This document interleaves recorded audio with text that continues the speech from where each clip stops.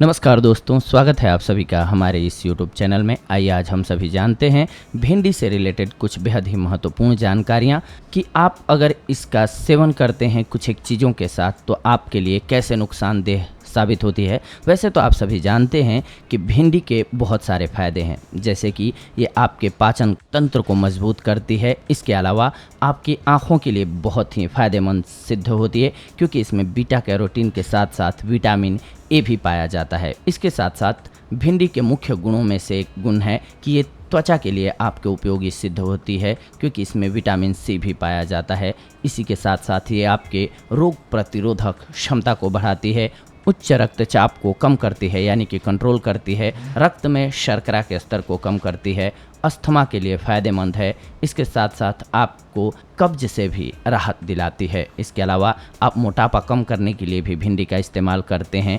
इसके बहुत सारे औषधीय गुण हैं, जिसकी बदौलत आप कैंसर से भी बच जाते हैं। जी हाँ, भिंडी में पाए जाने वाले अघुलनशील फाइबर की वजह से आपके आंतों के मार्ग को साफ रखने में मदद मिलती है, जिसकी बदौलत आप बृहंत्र रक्त कैंसर के ख़तरे को कम कर सकते हैं अपने शरीर से।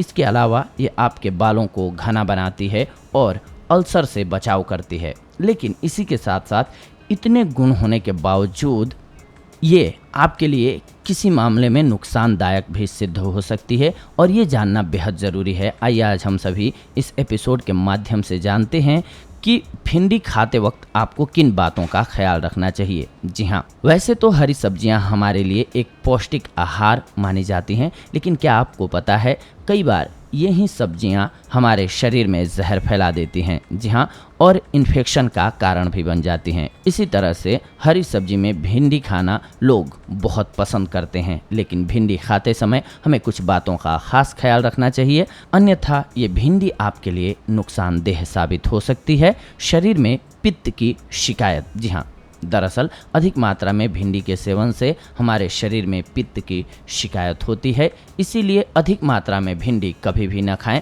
भिंडी खाने के बाद मूली का सेवन भूल करके भी न करें।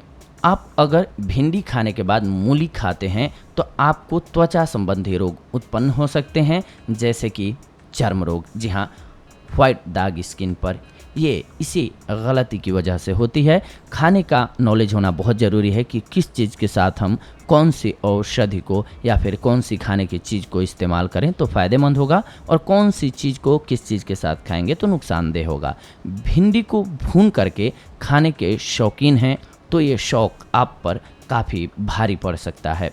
अगर आप भिंडी को भून करके खाने के शौकीन हैं, जी हाँ, भुनी हुई भिंडी खाने से शरीर में कोलेस्ट्रॉल लेवल बढ़ता है।